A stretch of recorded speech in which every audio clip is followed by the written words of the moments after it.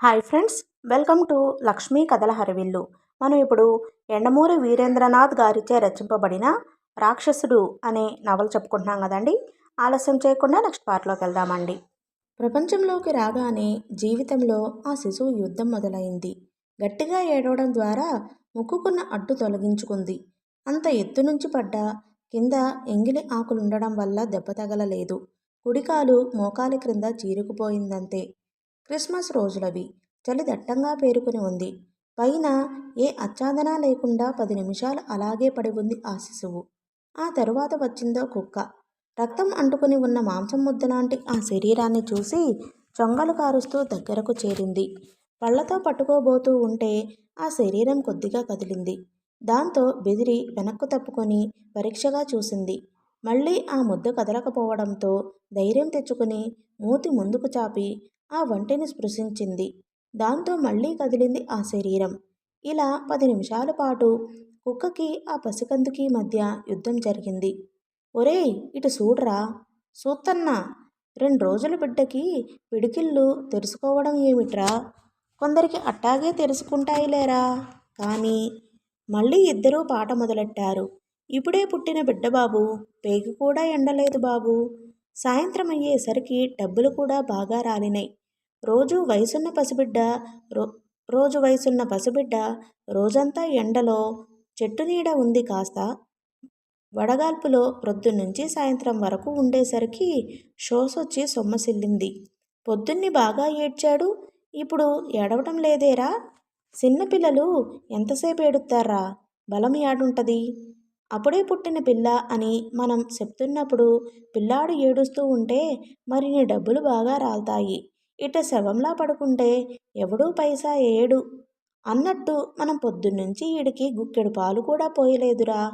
గంగులు ఉలికిపడి అవున్రోయ్ అన్నాడు. సచ్చాడేమో సూడు. దేవదాసు బిడ్డ మీద చెయ్యేసి లేదులే, గట్టి ప్రాణం, అంత తొందరగా సచ్చేట్టు లేడు అన్నాడు. కానీ ఆలస్యం అయిపోతాంది. ఈడి నోట్లో ఏదైనా పొయ్యాలా. ఇంతసేపు ఇట్ట కదలక మెదలక పడుకునుంటే నిద్రపోతున్నాడేమో అనుకున్నాం. చావడానికి సిద్ధమవుతాడనుకోలేదు. అట్ట ఆ హోటేలుకు పోయి కాసిని పాలు పట్రాపో. గంగులు హోటల్కెళ్ళి గ్లాసుడు పాలు ఇమ్మన్నాడు. వాడు వంటికున్న కుష్టుని చూసి హోటల్ వాడు గ్లాసు ఇవ్వనన్నాడు. మాటా పెరిగింది. గంగులు వాడిని బండబూతులు తిట్టుకుంటూ వెనక్కి వచ్చాడు. అప్పుడే పుట్టిన బిడ్డకు అసలు పాలు పట్టవచ్చునో లేదో. మరి పాలు పట్టక అమృతం పడతావేట్రా? అయినా అప్పుడే పుట్టడం ఏమిటి? పుట్టి ఒక రోజు కాలే. అంతా వింటున్నట్టు ఆ శిశువు నిద్రలోనే కదిలాడు. బహుశా కల వచ్చిందేమో. ఏ దేవమాతో తన తుమ్మెద రెక్కల్లాంటి వస్త్రాలు గాలికి అల్లాడుతూ ఉండగా ఆకాశం నుంచి నెమ్మదిగా క్రిందకు దిగి ఆ పసివాడిని సుతారంగా చేతుల్లోకి తీసుకుని ఒక్కొక్క చుక్కే ఆకాశం నుంచి తెచ్చిన అమృతం అతడి నోట్లో పోస్తుంటే తల పక్కకు తిప్పేసుకున్నట్టు, నాకు పాలు వద్దు. ఇవి పాలు కాదు బాబూ, అమృతం. నాకు అమృతం కూడా వద్దు. మరేం కావాలి? నాకు అమ్మ కావాలి. ప్రజలు రకరకాలు. లాటరీ టికెట్లు వెంకటేశ్వరుడు విగ్రహం ముందు నెల రోజులు పెట్టి పూజించి రిజల్ట్ వచ్చిన రోజు చింపి చెత్తబుట్టలో పారేయవలసి వచ్చిన బుద్ధిరాని వారు కొంతమంది. శకునం చూసుకుని రేసులకెళ్ళి జేబులో ఉన్నదంతా తగలేసుకునేవారు కొంతమంది. ఆత్మవిశ్వాసం లేక, తమ శక్తి మీద తమకి నమ్మకం లేక, తమ అత్యాశకు, తమ అత్యాచారాలకు దేవుణ్ణి, అదృష్టాన్ని, శకునాల్ని, ఎస్కేపిజాన్ని నమ్మేవారిలో రాజా రాణా ప్రతాప్ ఒకరు. అతడు పూర్వులు 500 సంవత్సరాల క్రితమే ఆంధ్రప్రదేశ్లో స్థిరపడ్డారు. పాత ఆస్తులు పోయినా జెమినీ ఇన్కమ్ ట్యాక్స్ వారు స్వాధీనం చేసుకున్న పాత బింకం మాత్రం పోలేదు. పనిచేసే శక్తి లేదు, ఇష్టం లేదు. డబ్బు రావాలి. ఎలా? ఏదో అద్భుతం జరిగి తాము తిరిగి జమీందార్లు అయిపోతామని నమ్మేవాడు అతడు.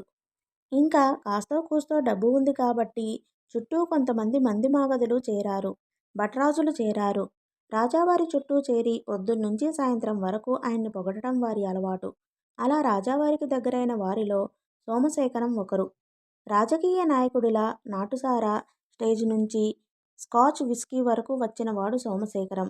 దూరదేశం నుంచి వచ్చిన భార్య తమ్ముడితో మందు కొడుతూ తమ జమీందారు ప్రస్తుతం అనుభవిస్తున్న దుర్దశ గురించి అంతకు ముందు రోజే చెప్పాడు. ఆ సదరు భార్యగారి తమ్ముడు పేరు అప్పన్న సిద్ధాంతి. దూరేవి దొమ్మరి గుడిసెలైనా పేరు మాత్రం అదే.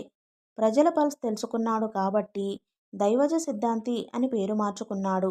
జ అంటే పుట్టినది, దైవము నుంచి పుట్టిన సిద్ధాంతి అన్నమాట. బావగారు చెప్పిన మాటలన్నీ విని ఈ సిద్ధాంతి ఈ జమీందారు గారిని ఒకసారి చూడాలనుకున్నాడు. సోమశేఖరం దైవ సిద్ధాంతిని జమీందారు గారి దగ్గరకు తీసుకువెళ్ళాడు. హాలులోకి అడుగు పెడుతూనే రాజావారిని చూస్తూ ఆహా ఆహా ఏమి వైభవం అన్నాడు దైవజ సిద్ధాంతి. తనకన్నా 2 ఆకులు ఎక్కువ చదివిన బావమర్దిని చూస్తూ విస్తుపోయాడు సోమశేఖరం. అప్పన్న విజృంభించాడు. చొరవగా జమీందారు గారి చెయ్యి తన చేతిలోకి తీసుకుని చూస్తూ ఆహా ఏం చెయ్యి ఇది అంటూ అంతలోనే ఏదో అనుమానం వచ్చిన వాడిలా మీ జాతక చక్రం ఒకసారి ఇప్పిస్తారా అన్నాడు. అది వచ్చాక దాన్ని అరగంట తీక్షణంగా పరిశీలించి మీకు పిల్లలెంతమంది అన్నాడు. లేరు అన్నాడు రాజు. కొద్ది రోజుల్లోనే మీకొక పుత్రుడు లభిస్తాడు. అతడితో పాటు ఐశ్వర్యం కూడా కలిసొస్తుంది అన్నాడు. చుట్టూ ఉన్న వారిలో కలకలం రేగింది. మీకున్న ఆస్తి సంబంధమైన చిక్కులు కూడా విడిపోతాయి. పాత జమీందారీ తిరిగొస్తుంది. పుత్రుడెక్కడి నుంచి వస్తాడు అని అడిగాడు జమీందారు భార్య లేచిపోయిందని చెప్పలేక. అది తెలీదు. కుడి భుజమున చుక్క ఉంటుంది. అతడిని పెంచుకోండి అంటూ లేచాడు దైవజ సిద్ధాంతి. జమీందారీ అవ్వబోతున్న దక్షిణ వద్దని వెళ్ళిపోయాడు. సోమశేఖరానికి మతిపోయింది. ఇందులో ఏమి లిటిగేషన్ ఉందో అర్థం కాలేదు. 2 రోజులు పోయాక బావబావమర్దులిద్దరూ వీధిన పోతుంటే దేవదాసు గంగులు రోడ్డు పక్కన శిశువుని పెట్టుకుని అడుక్కుంటూ ఉండడం కనిపించింది. దైవజ సిద్ధాంతి వెళ్ళి 300కి బేరమాడాడు. గంగులు దేవదాసు మంతనాలాడుకున్నారు. నెల రోజుల్లోనూ అంతకన్నా ఎక్కువ వచ్చేట్టు కనబడలేదు. ఆ తరువాత పిల్లాన్ని ఏం చెయ్యాలన్నది ఒక సమస్య కావచ్చు. ఆ డబ్బేదో ఇప్పుడే వస్తుంది కాబట్టి వదిలించుకోవడమే మంచిది. పిల్లాడిని ఇంటికి తీసుకువచ్చాడు సిద్ధాంతి. బావా, ఈ అర్ధరాత్రి వీడిని తీసుకువెళ్ళి ఆ రాజావారి ఇంటి ముందు ఎవరూ చూడకుండా పడుకోబెట్టాలి అన్నాడు. ఎందుకిదంతా అన్నాడు సోమశేఖరం. బావమరిదికి ఏదైనా రహస్య సంబంధం ఉందేమో. రక్తం పంచుకు పుట్టిన కొడుకుని లోపాయికారిగా ఆస్తికి వారసుడిని చేద్దామనుకుంటున్నాడేమో అని. అబ్బే, మరీ అంత అత్యాశ లేదులే. అయినా ఈ ఊరికి కొత్త కదా నేను. ఏదో చుట్టపు చూపుగా అక్కని చూడ్డానికి వచ్చిన వాడిని నేను. 4 డబ్బులు వచ్చే దారి కనబడింది. చిట్కా వేశాను. కానీ కుర్రవాడి భుజం మీద చుక్క ఉంటుందన్నావు కదా. అవును, ఆ విషయమే మర్చిపోయాను సుమీ అంటూ తాగుతున్న చుట్టతో ఆ పసికందు భుజం మీద గట్టిగా నొక్కాడు. భూమి మీద పడిన 3వ రోజునే ప్రపంచపు లావాదేవీలకు, కక్కుర్తి పనులకు ఇంకా పూర్తిగా అలవాటు పడక పోయే ప్రాణం వచ్చే ప్రాణంతో కొట్టుమిట్టాడుతున్న ఆ పసిబిడ్డ భుజం మీద కాలుతున్న చుట్ట నిలువున లోపలికి రంధ్రం చెయ్యగా కెవ్వున కేక వేయబోయి వేయటానికి కూడా సత్తువలేనట్టు స్పృహ తప్పాడు. ఆ స్వరపేటికకే మాటలొస్తే వినిపించని సుదూర తీరాలకు ఆ స్వరం చేరగలిగితే ఆ అస్పష్టమైన మూలుగు తాలూకు 2 అక్షరాలు అమ్మా అని. తరువాత పని సులువైంది. జ్యోతిష్కుడు చెప్పినట్టుగానే ఇంటి ముందు పసివాడు కనిపించడంతో రాజుగారు సంభ్రమం చెంది ఆ పిల్లవాడిని సకల మర్యాదలతో లోపలకు తీసుకువెళ్ళాడు. దైవజ సిద్ధాంతిని పిలిపించి అక్షరాలా 10,000 రూపాయల విలువ గల హారం స్వయానా సమర్పించుకున్నారు. సోమశేఖరానికి బావమర్ది తెలివి అర్థమైంది. ముందుగా ఏమీ దక్షిణ వద్దనడానికి కారణం తెలిసింది. జ్యోతిష్యాలు ఎలా నిజమవుతాయో తెలిసింది. ముక్కున వేలేసుకున్నాడు. నిజంగా ప్రజలు ఇంత సులభంగా బుట్టలో పడిపోతారా అన్నాడు. బావమరిది వేదాంతిలా నవ్వాడు. ఇప్పుడే కాదు, ఇప్పుడు ఎప్పుడు ప్రజలు ఇంత సులభంగానే బుట్టలో పడతారు బావా. మొత్తం మీద ఆ తరువాత 10 రోజుల పాటు ఆ శిశువు బ్రతుకు తీయగా హాయిగా సాగిపోయింది. ఇంకా ఎంతకాలమో సాగేది బావమర్దుల మధ్య కలతలు రాకపోతే. 10,000 రూపాయల అప్పనంగా వచ్చిన శుభ సందర్భంలో సోమశేఖరం, అప్పన సిద్ధాంతి బాగా మందు కొట్టి దెబ్బలాడుకున్నారు. దీని వెనుక ఒక కారణం ఉంది. బావగారింటికి చుట్టపు చూపుగా వచ్చిన అప్పన్న సిద్ధాంతికి బావగారు ఎవరినో ఉంచుకున్నారని తెలిసింది. దాదాపు ఆవిడ 2వ భార్యగా వ్యవహరిస్తోందని కూడా తెలిసింది. ఈయన ఆవిడింటికి వెళ్ళి పరిచయం పెంచుకున్నాడు. చెయ్యి చూసి భవిష్యత్తు చెప్పాడు. తరువాత భుజాలు వగైరా చూశాడు. ఉన్న 10 రోజుల్లోనే ఈ విధంగా దగ్గరయ్యాడు. ఈ విషయం సోమశేఖరానికి తెలిసింది. మాట మీద మాట పెరిగింది. మందు మీదున్నారేమో కొట్టుకునేదాకా వచ్చింది. ఆవిడ నీ ఎక్కలాంటిది అన్నాడు సోమశేఖరం. ఆవిడెవరో నాకు అసలు తెలీదు అన్నాడు అప్పన్న సిద్ధాంతి. అబద్ధాలాడకు, నా కళ్ళతో చూశాను అన్నాడు సోమశేఖరం. కళ్ళతో చూసినది కూడా మిథ్య కావచ్చు అన్నాడు సిద్ధాంతి. ఇప్పుడు నిన్ను చావబాదటం కూడా మిథ్యే అంటూ లేచాడు సోమశేఖరం. ఆ విధంగా కొట్టుకున్నారు. అయితే కాస్త బలవంతుడవడంతో బావగారిని 4 ఎక్కువ బాదాడు. ఆ ఉక్రోషంతో సోమశేఖరం వెళ్ళి రాజావారికి తన బావమరిది చేసిన పని చెప్పేశాడు. ఆటంబాంబు పేలినట్టు పేలిపోయాడు రాజావారు. పూర్వపు ప్రతాపం రాజసం తగ్గలేదు ఇంకా. రౌడీల్ని పెట్టి దైవజ సిద్ధాంతిని చితకబాదించాడు. 2 రోజులైనా కోపం తగ్గలేదు. అంతలో ఉయ్యాలలో శిశువు కనపడ్డాడు. తన తెలివి తక్కువతనానికి తార్కాణంగా నవ్వుతున్నట్లు తోచాడు. పూర్వకాలం కోపం వస్తే రాజులు అడవికి తీసుకువెళ్ళి తలనరికి గుర్తుగా తెమ్మనేవారట. అంత కోపము వచ్చింది రాజుగారికి.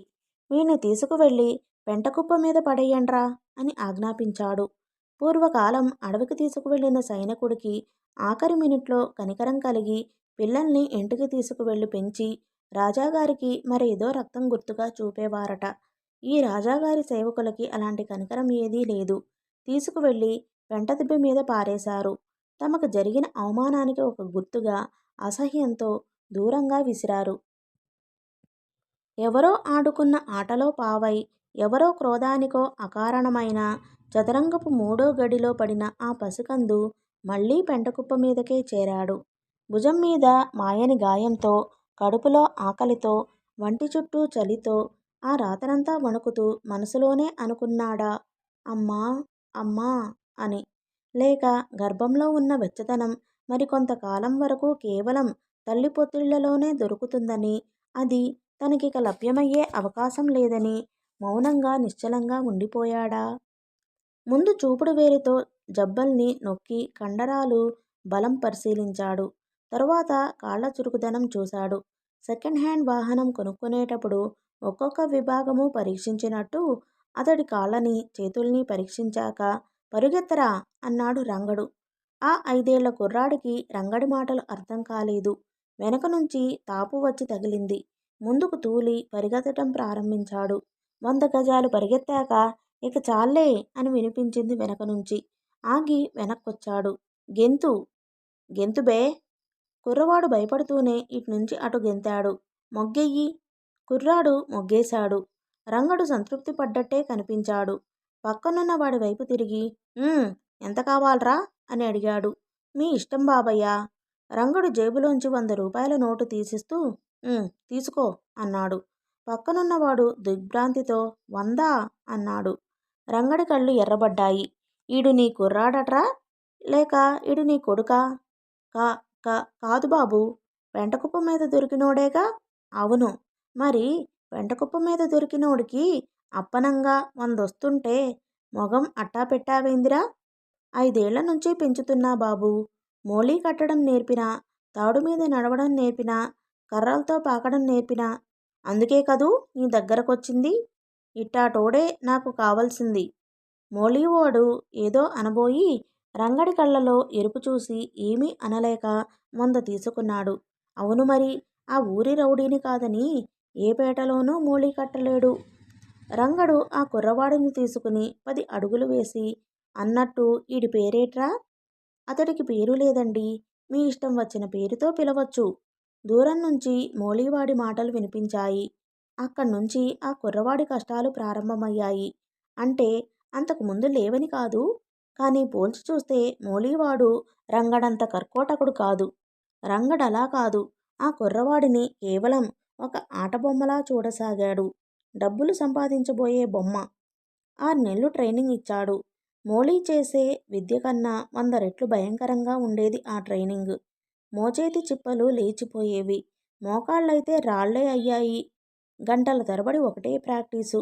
వేగంగా పరుగెత్తి 4 అడుగుల తర్వాత సర్రున పక్కకి దూకటం, పడడంతోనే స్ప్రింగులా లేచి ఒక్క గెంతులో మళ్లీ పక్కకి దూకటం.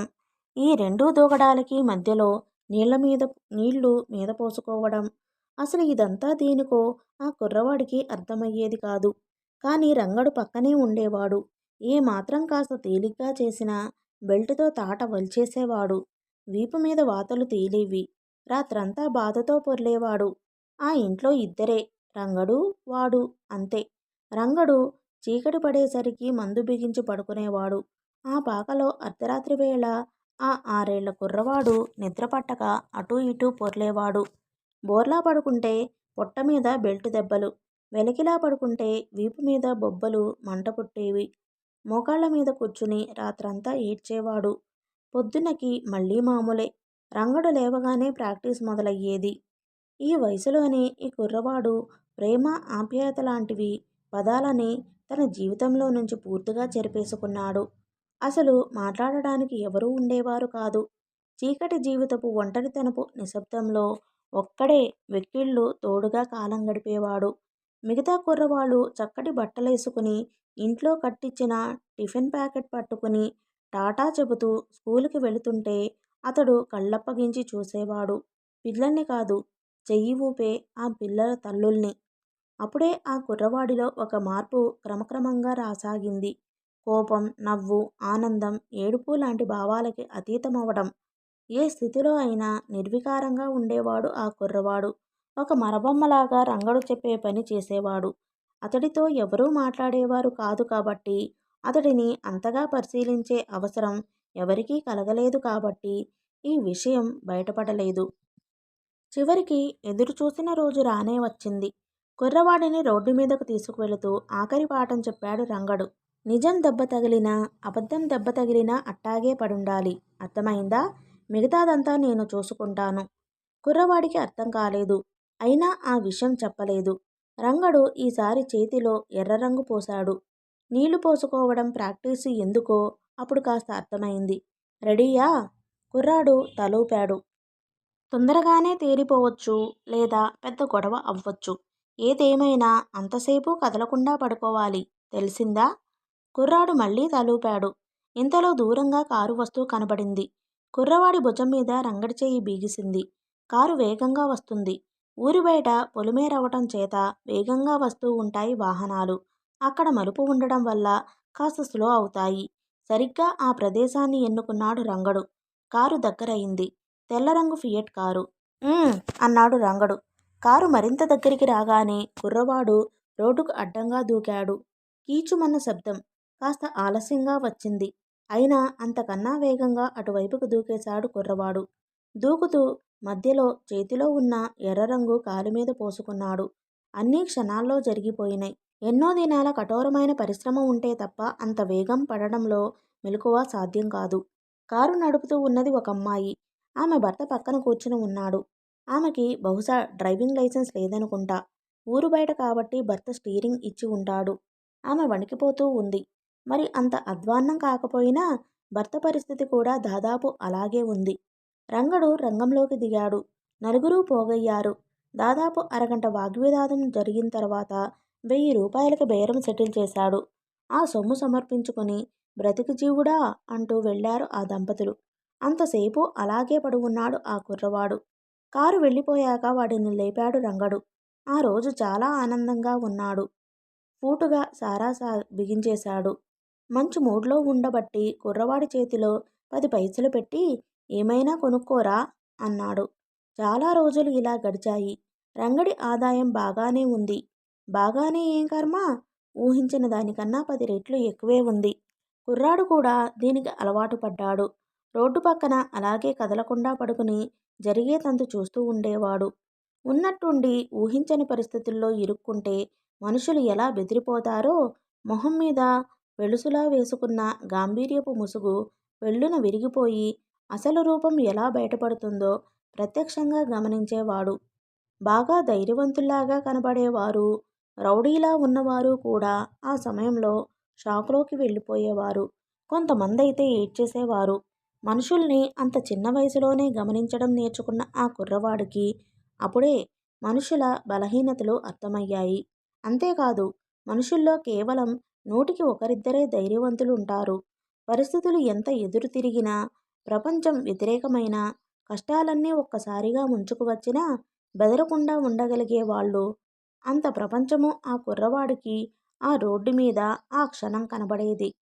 మనుషుల స్వరూపాలు నగ్నంగా బయటపడేవి. రోడ్డు మీద పడుకుని ఉన్న ఆ పావుగంటలోనూ అతడు ఏ పాఠశాల నేర్పలేని పాఠాలన్నీ నేర్చుకున్నాడు. ఆ పాఠాలన్నీ మనుషుల గురించి. ఆ సమయంలోనే అతడు ఒక విషయం నేర్చుకున్నాడు. ఈ మనుషులకి ఏమాత్రం విలువ ఇవ్వక్కర్లేదు. చాలా అల్ప ప్రాణులు వీళ్ళు. తమ బలహీనతలు, తమ భయాలు, తమ ఆందోళనలు దాచుకోవడం కోసం ముసుగు వేసుకుని గంభీరంగానూ నవ్వుతూనూ బ్రతుకుతూ ఉంటారు. అవతలి వ్యక్తిలోనూ బలహీనతల్ని గురించి తాము అవతలి వాడికన్నా గొప్పవాడిమని సంతృప్తి పడుతూ ఉంటారు. ఈ విషయం తెలుసుకున్న తరువాత ఆ కుర్రవాడు నవ్వు ఏడుపు లాంటి భావాలకి అతీతుడయ్యాడు. మానసికంగా బలిష్ఠుడయ్యాడు. దాన్ని నిరూపించే సంఘటన ఒకటి 6 నెలల తర్వాత జరిగింది. ఒకరోజు ఒక జీపు కింద దూకాడు. జీపు ఆగింది. అందులోంచి సూపరింటెండెంట్ ఆఫ్ పోలీస్ దిగాడు. కొన్ని రోజులుగా ఒకే విధమైన యాక్సిడెంట్లు ఆ హైవే మీద జరగడంతో అతడు స్వయంగా పర్యవేక్షించడానికి వచ్చాడు. ఆ విషయం తెలియని ఇద్దరూ ట్రాప్లో ఇరుక్కుపోయారు. ఒక పోలీస్ లాఠీతో కొట్టి కుర్రాన్ని రోడ్డు మీద నుంచి లేపి లాక్కొచ్చాడు. రంగడు మాయమైపోయాడు. ఎంత వెతికినా దొరకలేదు. కుర్రవాణ్ణి పోలీస్ స్టేషన్కి తీసుకువెళ్లారు. రంగడి ఆచూకీ కోసం కొట్టారు. వాడు నోరు విప్పలేదు. లాఠీ విరిగింది. వాడు ఏడవలేదు.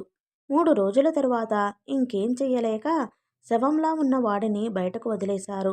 రంగడు వాడిని కౌగిలించుకున్నాడు. తన గురించి చెప్పనందుకు వెన్ను తట్టాడు. పొగిడాడు. కుర్రాడు మాత్రం నిర్వికారంగా అలాగే ఉండిపోయాడు. తట్లు లేచిన చర్మం పెట్టే బాధకి, వెన్నుతట్లు ఇచ్చే అభినందనలకి అతీతంగా అప్పటికే వాడు వెళ్ళిపోయాడు. మరొక సంఘటనతో అతడికి ఈ మనుషుల మీద పూర్తిగా నమ్మకం పోయింది. పోలీసు సంఘటన తరువాత రంగడు వాడిని కాస్త గౌరవంగా చూడడం మొదలుపెట్టాడు. అంటే ఒక్కసారి పడితే ఇంతకు ముందు 5 రూపాయలు ఇచ్చేవాడు. ఇప్పుడు 10 ఇస్తున్నాడు. అదీ తేడా. ఇప్పటికి 3 రోజుల నుంచి తుఫాను. సూర్యుడు బయటికి రావడం లేదు. పగలు కూడా చీకట్లాగే ఉంది. రంగడి బిజినెస్ పోయింది. కార్లు తోలేవాళ్ళు చాలా నెమ్మదిగా నడుపుతున్నారు. అప్పటికి కుర్రవాడు 2-3 సార్లు ప్రయత్నం చేశాడు. కానీ వాళ్ళు బ్రేక్ వేసి ప్రమాదాన్ని తప్పించి కుర్రవాణ్ణి తిట్టి వెళ్ళిపోయారు. 3వ రోజుకి రంగడికి పిచ్చెక్కింది. నరమాంసం రుచిమరిగిన పులికి 3 రోజుల పాటు ఏమీ దొరక్కపోతే ఎలా అవుతుందో డబ్బు రుచి మరిగిన రంగడి పరిస్థితి అలా ఉంది. అంతలో వాళ్ళ అదృష్టాన్ని పరిశీలిస్తున్నట్లు ఎదురుగా ఒక వాహనం కనబడింది. అది ఒక లారీ. కుర్రాడు రంగడి మొహంలోకి చూశాడు. అంతకు ముందెప్పుడు వాళ్ళు లారీ మీద ప్రయోగం చెయ్యలేదు. లారీ వాళ్ళ దగ్గర అంతగా డబ్బులుండవు. అదీకాక లారీని ఇట్నుంచి అటు దాటి వెళ్ళి పడడం కష్టం. రంగడు డబ్బు కోసం తహతహలాడుతున్నాడు. దూకమన్నట్లు తలూపాడు. వాడు దూకాడు. తడిసిన రోడ్డు మీద బ్రేకులు పడలేదు. ఏవో విరిగిన చప్పుడు. పెద్ద ఆర్తనాదం. లారీ ఆగకుండా వెళ్ళిపోయింది. రంగడు తుప్పల్లోంచి బయటకు వచ్చి పరిగెత్తుకుంటూ రోడ్డుకు అవతలి వైపుకు వెళ్ళి చూశాడు. రక్తపు ముద్దలా పడున్నాడు వాడు. వంగి చూశాడు. 8 చోట్లకి తక్కువ కాకుండా విరిగి ఉంటాయి ఎముకలు. శ్వాస ఆడుతుందో లేదో తెలియదు. బ్రతికిన ఆ కుంటికాలితో, ఒంటి చేతితో తనకు ఉపయోగపడడు వాడు. ఇప్పుడు ఆస్పత్రికి తీసుకువెళితే ఆ యాక్సిడెంట్తో మొత్తం పోలీసులు కూపీ అంతా బయటకు లాగవచ్చు. అందులో ఆ కుర్రవాడు వాళ్ళ రికార్డుల్లో ముందే ఉన్నాడు. అందుకని వీణ్ణి ఆస్పత్రికి తీసుకువెళ్ళడం తనకి ప్రమాదం. అర్థశాస్త్రంలో కృతజ్ఞత అన్న మాటకి అర్థం లేదు. పోలీసులు ఎన్ని కొట్టినా నోరు మెదపకుండా తనని రక్షించిన వాడు ఆ కుర్రవాడు. తనకింతకాలం సాయం చేసినవాడు ఈ కుర్రవాడు. అయినా అటువంటి కృతజ్ఞతేమీ లేకుండా రంగడు వాడిని వదిలేసి వెళ్ళిపోయాడు. కేవలం తనకు వాడు ఇక ముందు ఉపయోగపడడు అంతే. వర్షం కురుస్తూనే ఉంది. ప్రకృతి రోదిస్తున్నట్టు. మాత అయిన భూమాత వడిలో ఆ కుర్రవాడు స్పృహ తప్పి పడి ఉన్నాడు.